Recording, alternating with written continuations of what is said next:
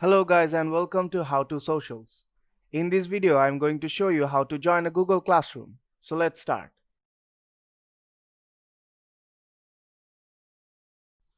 First, open the Google Play Store and search for Google Classroom.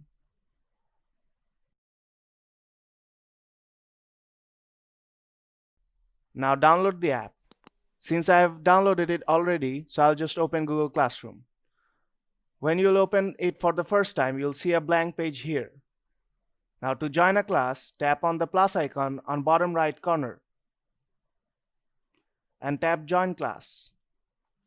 Your teacher will provide you with a class code. Type in that class code here